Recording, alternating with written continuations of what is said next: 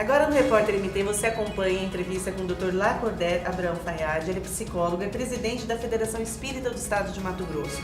E a gente vai falar sobre um evento que chama Exemplificações Terapêuticas de Jesus, Encontro Reflexivo à Luz do Evangelho de Jesus. Doutor, eu li algo a respeito da morte da vereadora Marielle, que dizia assim que quando alguém morre, morre um pouco de nós. Quando alguém é assassinado, morre um pouco de nós, porque a gente faz parte do gênero humano. Sim, com certeza, Ana. O Sócrates, esse grande pensador da humanidade, já coloca justamente isso. Nós, enquanto seres pensantes, somos viajores do tempo. E a vida na Terra é uma estação. Então, todos nós aqui estamos de passagem. Então, temos tudo a ver um com o outro nesse momento em que nós estamos. Um outro pensador também, que é Confúcio, esse grande pensador chinês, ele diz assim: ninguém toca em uma flor sem comunicar-se com as estrelas. O que ele nos fala? Nos fala desse sincronismo do universo. O amor, ele é sistêmico. Tanto é que Gandhi, ele coloca que se um único homem alcançar essa altitude do amor, é o suficiente para anular o ódio de milhões. Castro Alves, o grande poeta baiano, já diz: a sociedade é a somatória de todos nós. Então, ter esta visão sistêmica, essa visão de uma consciência social, é fruto de uma maturidade espiritual. Então, é claro que situações que acontecem na sociedade tem tudo a ver conosco, porque nós somos seres sociais. Quando você assiste uma determinada reportagem, como você se comporta diante dela? Muitas vezes eu posso entrar num padrão de crítica, de censura, de recriminação. Como também eu posso entrar num sentimento de profunda solidariedade, de fraternidade. Porque a Marielle, ela não foi somente assassinada por esses indivíduos que a assassinou. Todos nós, de alguma forma, nós somos corresponsáveis. Principalmente, ela foi também assassinada por aqueles que fazem a corrupção, que faz o desvio da verba pública, porque esse indivíduo que hoje está empunhando uma arma, ele foi um dia uma criança. E muitas vezes essa criança que viveu num ambiente em que o único sonho dela era ser o dono da boca de fumo. E quem que é responsável por isso? Nós falamos que é o governo fala que é o povo. E quem é povo? Quem é governo? Então somos todos nós. Porque somos nós quem elegemos o cidadão, porque o governo é o cidadão, que nós elegemos com o nosso voto para estar nos representando. E doutor, como tomar consciência de que somos todos coletividade? Porque é um momento em que a gente se depara o tempo inteiro, as pessoas criticam a corrupção e passa-se um tempo, tá ali aquela pessoa estampada nas notícias que ela foi para aquela passeata gritando sobre corrupção, e aquela mesma pessoa foi descoberta um tempo depois que ela estava envolvida em esquemas e as operações aí desmascararam. Falta autoconsciência, falta o olhar para a essência. A gente olha tanto para o outro, ao que acontece no nosso entorno, e falta um espelho para que olhemos para dentro? Sim, é verdade. Falta a autoconscientização, porque nós vamos perceber o quanto é tão válido e tão atual os ensinamentos de Jesus. Quando ele diz assim: fazer ao próximo aquilo que gostaríamos que fosse feito a nós. Porque a época de Jesus ele também já colocava túmulos caiados por fora e cheio de podridões por dentro. Ele está nos falando das máscaras, daqueles que às vezes temos um discurso desassociado da nossa prática. Então, todos nós, de alguma forma, temos gravitando em torno das nossas vidas essas pessoas, fenômenos morais. Vejamos o que certos promotores, jovens, estão fazendo em busca de estar trazendo uma moralização à comunidade. Juízes jovens colocando raposas velhas, de uma certa forma desbancando desse pedestal pseudo-dono do saber. E aí vamos perceber a responsabilidade que todos nós trazemos. Então, fazer ao próximo aquilo que gostaríamos que fosse feito a nós. Porque nós somos a semelhança de uma semente que traz dentro de si todos os ingredientes da árvore que a tipifica. Então nós não temos falta de consciência, porque nós já nascemos com a consciência, porque como diz Emmanuel... Semente me lembrou Comênios. Isso, através de Chico Xavier, a consciência é a voz de Deus dentro de nós. Então todos nós trazemos conosco a consciência, mas muitas vezes estamos entorpecidos, principalmente pela ausência do exercício dos valores que Jesus colocou. Os valores que a terra consome, que a ferrugem consome, que o ladrão rouba. Nós estamos vivendo um momento do ter humano em detrimento do ser humano. E esse evento vem nesse sentido? Exemplificações terapêuticas de Jesus, encontro reflexivo à luz do Evangelho de Jesus, é também com o objetivo de provocar essa conscientização, de provocar essa conexão. Isso. Esse é um dos valores e dos deveres de todos nós, aqueles que de alguma forma trazemos esta oportunidade de estar semeando este conhecimento que alguém um dia nos concedeu. E nós vamos perceber que no seio da coletividade humana, há uns muito nobres tentando e buscando reviver essa mensagem de Jesus. Porque Jesus, por excelência, ele nos trouxe a mensagem da ética, a mensagem dos valores reais. Nós estamos mergulhados nós estamos mergulhados dentro de um código celeste. O seu coração pulsa e vibra independente da sua vontade. Quem programou isso? Da mesma forma que existe um código genético, existe também um código moral, um código de valores do espírito imortal. E é o que Jesus veio exemplificar. Então, este evento, nós estaremos também trabalhando os valores que Jesus nos ofertou e toda a sua poemática, toda a sua conduta de ética, de valores do espírito imortal. Tanto é que ele coloca: eu não vim para ser servido, eu vim para servir. Porque quando aqueles de nós que queremos ser servidos, nós estamos numa infantilidade psicológica ou espiritual. Vejamos o Papa Francisco. Olha o que este homem está fazendo. Ele está ali, nós vamos perceber, um verdadeiro patrimônio moral. Porque o discurso dele é associado à prática. E é isso que nós vamos perceber. E as pessoas se identificam com ele, não só os católicos, né? Mas as pessoas do bem, o olhar que ele tem para o próximo é verdadeiro, porque na sua vida, na sua prática, como o senhor disse, ele faz dessa maneira. Estamos cansados, doutor, de tanta palavra dissociada da prática? Sim, é verdade. A população chegou nesse ponto também, estamos cansados? Porque nós estamos à semelhança daquele indivíduo que está no meio do mar, rodeado de água e com sede.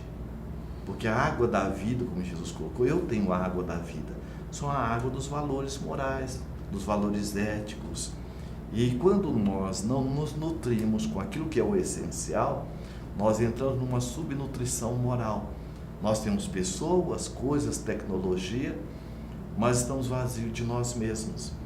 Por quê? O essencial está dentro de nós. Então, como diz Exupéry no Pequeno Príncipe, né? O essencial é aquilo que o coração não vê, né? Os olhos não vê, mas o coração sente. E os valores reais são aqueles que são os valores do Espírito. Então, nós estamos vivendo este momento. E se praticados, conseguimos reverter toda essa situação? A gente tem um mundo melhor? Sim, com certeza, porque você veja, há uma pergunta do Livro dos Espíritos, que Allan Kardec, é a pergunta aos benfeitores espirituais, se o progresso pode ser impedido. E eles respondem que não, ele pode ser retardado, mas jamais impedido, porque o progresso, ele não é uma opção, ele é uma determinação divina. Então nós estamos vivendo um momento de um caos social, é diferente de uma catástrofe. Um terremoto, um maremoto, não tem como você evitar ou você controlar. Mas nós estamos vivendo uma catástrofe, um caos social, melhor dizendo, porque é como se você estivesse reformando a sua casa. Os móveis da cozinha estão na sala, da sala estão na varanda, está lá na área e assim por diante. Então nós estamos vivendo um momento em que toda essa situação, este furúnculo social que veio a furo, da criminalidade, da corrupção, mas logo mais nós vamos perceber que essa sede de justiça, como disse Jesus, vinde a mim todos vós, que achais sobrecarregados e oprimidos, e eu vos aliviarei. Esse vinde a mim é o seguinte: vende aos meus valores, aos valores éticos e morais da vida. Porque ninguém vai ter paz. Um olhar de amor. Isso. Né? Ninguém vai ter paz fazendo mas falcatrua. Isso. Ninguém vai ter felicidade agindo desonestamente. Porque ninguém foge o falar da consciência. Eu posso entorpecê-la, mas no momento oportuno ela vai dizer: você foi desonesto. Doutor, e o suicídio, que é algo que é tão dolorido, se fala muito em prevenção, né? O Conselho mesmo de Psicologia, o ano passado nós tivemos várias entrevistas aqui falando sobre isso, também, né, com psiquiatras. Doença mental, espiritual, como trabalhar, como a doutrina espírita percebe o suicídio, mas no olhar da prevenção? Na mesma sintonia que a própria Organização Mundial de Saúde coloca. Quando a própria Organização Mundial de Saúde diz que não existem doenças, existem doentes. O que quer dizer isso? Nós somos naturalmente saúde e ficamos periodicamente doentes. E a doença está ligada diretamente aos nossos padrões mentais. Porque conforme nós pensamos, nós atraímos a doença ou fazemos a manutenção da saúde. Então, a força do pensamento e das palavras, como é sério, como a gente precisa ter mais responsabilidade com aquilo que pensamos. Isso. Porque a neuropsicologia comprova isso. Conforme os nossos padrões mentais, neuropsiquicamente, neuroquimicamente, o nosso cérebro vai estar funcionando e vai mexer com o nosso metabolismo. Então você vai perceber que, conforme o Dr. Bernie Siegel, este oncologista norte-americano, que escreveu o livro Amor, Medicina e Milagre, ele coloca que cada pessoa cria o seu câncer. Então cada um de nós desenvolvemos a nossa doença. Então a doença, na verdade, ela está no espírito, que ela reflete no corpo. Até mesmo aquelas doenças congênitas, que a criança nasce com elas, hoje, quando a psicopatologia vai fazer uma análise da síndrome de Down, que é a trissomia do cromossoma 21, nós perguntamos como é que pode aquele cromossoma doente, entre aspas, consegue vencer a corrida entre os sãos e fazer a fecundação. Então, onde a ciência para, a doutrina espírita esclarece. Porque antes da fecundação do espermatozoide como óvulo, ali já estava a presença do agente pensante, que é o espírito, que com seu padrão mental, com seu psiquismo, ele vai atrair aquele espermatozoide com aquela carga genética correspondente e que vai agora, o seu padrão mental, organizar o desenvolvimento do corpo que ele vai ocupar. Por isso, como disse Jesus, a cada um conforme as suas obras. Castigo? Não. Processo educativo. Então vamos perceber que a pedagogia celeste é a pedagogia do amor. Então, quando nós passamos por determinadas privações ou por situações de desafios, o universo não é ingrato e não erra de endereço. Então tem um caráter educativo. E fala-se muito, né, na linguagem popular, para quê? Que deveríamos, diante de situações difíceis, não por quê, mas indagar para quê. O que isso vem a nos ensinar. Então isso é muito verdadeiro da sabedoria popular, porque a gente tem a aprender com o que passamos. É verdade. Só temos o que aprender é a evolução do espírito. Essa é a finalidade pela qual nós aqui estamos. E só vamos ter essa compreensão se nós buscarmos dentro das grandes filosofias, pelo menos da psicologia tibetana, que os tibetanos já tinham essa percepção de que o espírito ele volta num novo corpo. Então a reencarnação, a própria palavra reencarnação, foi criada por Allan Kardec, mas ela não é uma criação da doutrina espírita. Ela já era conhecida da antiguidade por metempsicose. Mas a reencarnação a gente vai encontrar também no próprio Evangelho, quando Jesus pergunta a Pedro: Pedro, quem diz o povo que eu sou? Ó Senhor, uns dizem que vós sois Elias, outros dizem que vós sois um dos profetas da antiguidade. Agora, historicamente falando, como é que pode Jesus ter sido Elias se ele viveu 600 anos antes de Jesus? E Jesus reafirma dizendo: na verdade eu vos digo que Elias já veio e o povo fez com ele o que lhe aprouve. Então ele estava se referindo a João Batista. Então a pessoa que suicida, no fundo, é uma ausência de sentido existencial. Muitas vezes são aqueles que estamos apegados à superficialidade da vida, à horizontal da vida, o ter, fazer e o estar. E aí com isso nós entramos num processo muitas vezes depressivo. E hoje a depressão está virando uma pandemia, né? Então o processo depressivo, ele vem justamente nessa desesperança que às vezes a pessoa tem de um amanhã melhor. Então o fortalecimento do espírito nos protege também de doenças. O fortalecimento dos valores do espírito imortal, né? Porque as virtudes, elas são inerentes a todos nós. Porque a semelhança, como colocamos da semente, as virtudes são esses ingredientes que nós trazemos como Quais virtudes a gente tem que cultivar, doutor, para que a gente seja realmente forte? Nós somos um jardim de virtudes, mas dentre elas, principalmente, a caridade, o amor, a lei, a justiça. Por quê? Como disse Jesus, amar o próximo como a si mesmo. Como é que eu posso lhe amar se eu não estiver me amando? Como é que eu posso amar ao Criador se eu não amo a criatura mais importante da minha vida, que sou eu mesmo? Porque ninguém pode dar do que não tem. Como eu posso ensinar matemática a alguém se eu não sei matemática? Então o amor, ele é inerente a todos nós. Então o amor não é uma coisa pronta, como todas as virtudes. Ela é um exercício.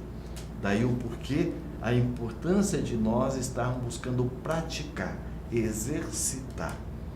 E a oportunidade que nós temos desse exercício é também nas relações interpessoais. Por isso que o outro na nossa vida tem um papel muito importante. É um exercício, família, né? O outro é um exercício de amor, de paciência, de tolerância. Justamente. O outro é como se fosse a madeira para o escultor. O que seria do escultor para expressar a sua arte se não tivesse a madeira? Manuel de Barros diz, quem ama exerce Deus. Pronto, olha aí. O exercício. Isso. Falando em barro, o que seria do oleiro se não tivesse o barro para ele expressar a sua arte? Então é na relação com o outro que nós também vamos estar desenvolvendo as nossas virtudes. Por isso que Jesus coloca, doutor, amar o próximo como a si mesmo, amai-vos uns aos outros como eu vos amei. E aí passa pelaquela percepção que muitas famílias, a gente percebe aquelas mulheres, né, que são extremamente corretas, dedicadas, e tem seus filhos e muitas vezes sofre violência doméstica. A gente está também em momento de discussão de violência doméstica e as pessoas dizem, você está só amando, perdoando. Então até que ponto amar e perdoar tem limite? Diante de uma agressão, por exemplo, tem limite? O perdão é ilimitado? Então, o perdão significa conviver? Primeiro, o amar é amar a você mesmo. E amar a você mesmo é se autorrespeitar, é se autovalorizar, é buscar se autocompreender, é você buscar reivindicar aquilo que lhe é de direito. Muitas vezes aquele de nós que nos sujeitamos a uma subserviência é porque nós estamos ausentes dos nossos próprios valores. É porque muitas vezes eu tenho um movimento, às vezes, de culpa velada. Eu tenho um movimento, talvez, de autodescaracterização, fruto do meu processo socioeducativo. Vem lá da infância, aquela criança que foi espancada, que foi agredida, ela, de alguma forma, tem os seus valores muito difusos, muito confusos. Então, quando nós chegamos à fase adulta, isso também reflete. Então, amar não é estar se submetendo a essas situações vexatórias. Amar é também fazer valer o seu direito. Então, o amar, acima de tudo, é você não praticar a autoviolência, porque a violência que eu faço ao outro é fruto da violência que eu faço a mim mesmo. Aquele que agride a mulher, muitas vezes, é aquela criança que foi agredida pela mãe. Como o cérebro trabalha por associação e comparação, muitas vezes ele está agredindo a esposa, mas no fundo ele está querendo agredir aquela mãe que foi descuidada, que foi agressiva. Daí a importância de buscar uma ajuda. E o perdoar não é você esquecer, porque esquecer é da memória. Ninguém foi criado para esquecer. Perdoar é se oportunizar. Então existe o auto-perdão e o perdão. Existe o perdão a si mesmo e cada dia é a prova do perdão do Criador, porque ele te dá uma página em branco, para que você possa escrever algo novo, reescrever o que não ficou bem. Perdoar é, acima de tudo, você se acolher e separar o que você faz de quem você é. Eu amo meu filho, não amo ele ter pego o estojo do coleguinha dele da escola. Pegar o estojo, ali é uma atitude que merece reparo. E o que nós muitas vezes confundimos é a pessoa com aquilo que ela faz. A atitude nós podemos mudar como mudamos de roupa, desde que eu saiba como e o que pôr no lugar. Agora, não tem como você mudar de você. Você é uma viajora do tempo. Você é a sua única companhia pela eternidade. Então, quando é que nós não nos perdoamos? Quando nós confundimos o que fazemos com quem nós somos. Então, dentro da visão espírita é eu saber quem eu sou, este ser amoroso, filho de Deus, herdeiro do universo, me ajudando no que eu tenho, no meu medo. Eu tenho medo, eu tenho insegurança, eu tenho hábitos que deixam a desejar, mas nós somos um ser luz, que é o que disse Jesus, que brilhe a vossa luz. Vós sois deuses. O evento vai acontecer de 30 de março a 1º de abril. Onde será? Quais são os palestrantes e como acontece a programação? Isso. Venham participar conosco. Vai ser um encontro de profundo amor e profundas reflexões responsáveis, porque nós estaremos trabalhando com vários palestrantes esse inesgotável manancial de atitude e comportamento deste grande homem, que ele foi tão grande como disse Ernesto Renan, um historiador francês, que Jesus ele é um homem incomparável. Ele é tão grande que a história da humanidade não o coube. Ele a dividiu antes dele e depois dele. Este ser que poderia ter descido num dorsal de astros, vem na simplicidade de uma manjedoura. Aos 12 anos, ele confunde os doutores da lei e sempre lhe trouxe, através da força das ideias e do exemplo, uma grande confusão mental. Por isso que aqueles covardes que não conseguiram entender a sua proposta amorosa, ele como veio sendo o amigo daqueles que não tinham amigos, convivendo com prostitutas, com pescadores, falando de coisas tão simples, do pão, do peixe, da pedra, deixa um maior manancial de luz para todos nós. Então nós estaremos no dia 30 a 1º de abril, fazendo essas reflexões. Venha participar conosco, neste momento em que lá fora há tanta dor, tanto sofrimento, tanta angústia, que nós possamos ser essas mãos amorosas a colaborar com a mensagem. Quais palestrantes, doutor?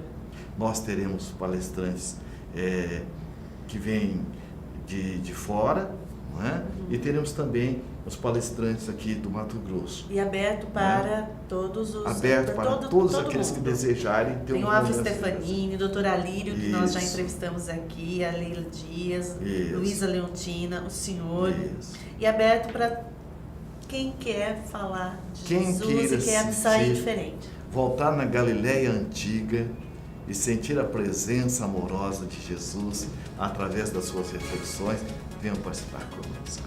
Dr. Lacondé, meu entrevistado de hoje.